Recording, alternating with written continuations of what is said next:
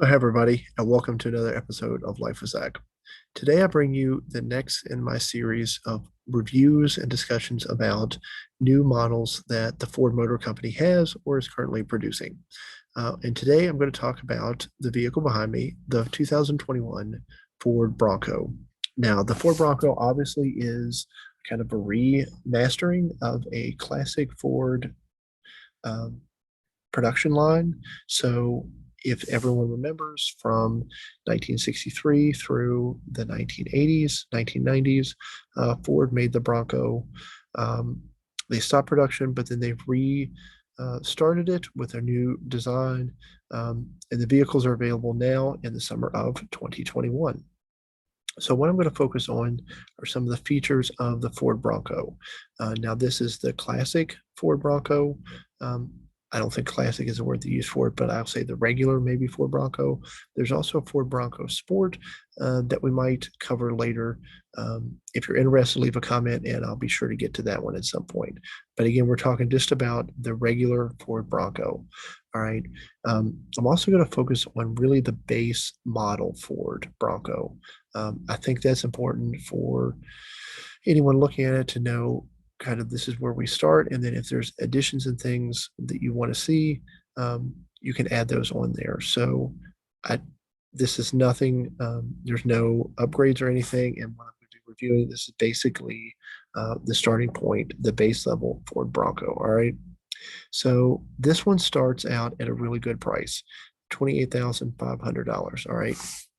For the base model, that's actually pretty good. For an SUV like this, I would have probably expected it to exceed probably 35,000 in today's market. So 28.5 is not bad, but of course, if you're going to add anything to it, that's going to add to the price. Now, this base level comes standard with two a two-door option.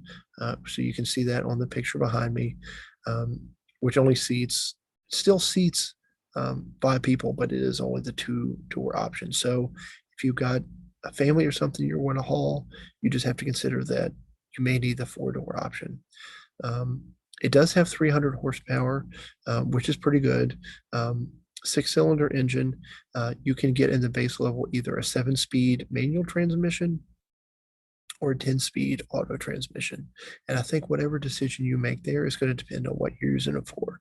If you're using it for off-road stuff, if you're using it really as a um, four-wheel drive vehicle on a regular basis, then you're probably going to want the manual. If you're using it more as an SUV to drive up and down the road, I would go with the automatic just because of convenience. But again, that's just me. It comes standard with 16-inch wheels and 30-inch tires.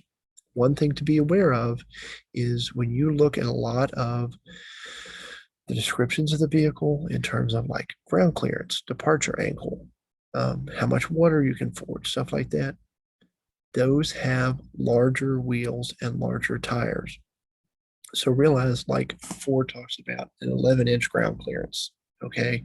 Realize that's with a 35-inch tire. So if you go with the standard, that drops it down to the 16-inch wheel. Okay.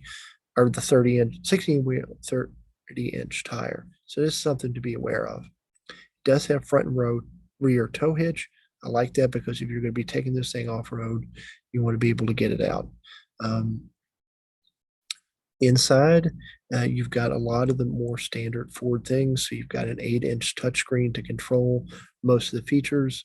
Um, Ford promotes this thing called the Bronco cockpit, which is supposed to be designed with controls that are really easy to navigate, kind of intuitive to use, stuff like that.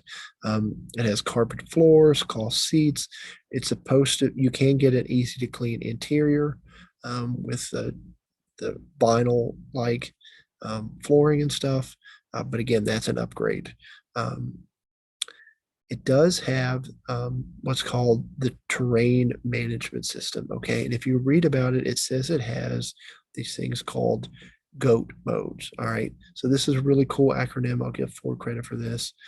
GOAT stand for goes over any terrain. Okay. And basically what that is, it's a system that's built in it designed to optimize your ability to go through certain types of terrain. Now, Ford advertises that the base model has 6 GOAT modes. Okay. I was able to find that they offer a total of 8, but couldn't find which 6 um, the base model has. All right. So the 8 are normal, eco, sport, slippery, mud, sand, rocks, and Baja. Okay. I'm guessing, though I can't confirm this, that the GOAT modes um, that come with the base are eco, sport, slippery, mud, sand, and rocks, and that the normal is not really considered a GOAT mode. All right. And then the Baja is offered in one of the big upgrades. But that's really, again, just to optimize going over different types of terrain. It adapts the way the vehicle and a lot of the features and stuff are utilized. It has LED headlights, push button start. I mean, that's something that I'm still not used to being standard, but apparently is for most vehicles now. Departure angle is pretty good. It's 37 degrees, breakover angle 29 degrees. So, I think you'll be pretty pleased if you're trying to take this base model or really any Ford Bronco off-road. It's going to be able to do a lot of stuff. I guess it's trying to compete a little bit with the Jeep, especially this more base model. So I think that's pretty good. It's of course not anything that you're going to close to anything you're going to get with customization or something like that's really, really super designed to go off-road, because let's just face it, the Bronco is designed to be four-wheel drive off-road vehicle, but it's also designed to be an SUV. So they have to incorporate both those things in there. So you do lose some capacity with that. It, in terms of cargo room and things like that, it holds 83 cubic feet of cargo according to Ford.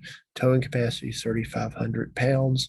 Not bad for an SUV. You can pull a small camper or a trailer or something with that. You can carry just over 1,100 pounds in it. It also has an option for a removable hardtop. Again, going back to probably that competition with Jeep. In terms of the base model, one of the things Ford is really promoting with this is it's a good place for people who want to customize their Bronco, okay? Because they know that a lot of people who do off-road stuff want to be able to bring in different things based on their experiences, their needs, their wants, all that. And this is really just your simple vehicle. If you're planning on adding stuff to it, this might be a good option. Again, if you're looking for a more SUV line, you can pick up the four-door one. If you're looking for stuff that comes standard but has the upgrades like the additional GOAT modes, the better interior, all those other stuff, you can pick up the other options. Of course, that adds money, but all of that seems to be really good options and a really good base vehicle to be able to do what you want. So again, this is not an optimal off-road vehicle, but it seems to be a pretty good one if that's what you're looking for. If you're looking for an SUV, I don't know if this is the first thing that I would go for if I wanted a family vehicle, but if I wanted something that looked cool, that you can make sound cool, that you can do cool stuff with while still carrying the family around, I would definitely consider this. I think it's a really good option. It looks good. It has a lot of those classic lines that came with the Bronco. I love the old Broncos. Starting price is good. Even some of the upgrades and stuff, you can get a really good one and keep it under 40. You can get with a lot of different options, you can get a good one for under 35, which I think is really good for an SUV that has this added capability, has this added look.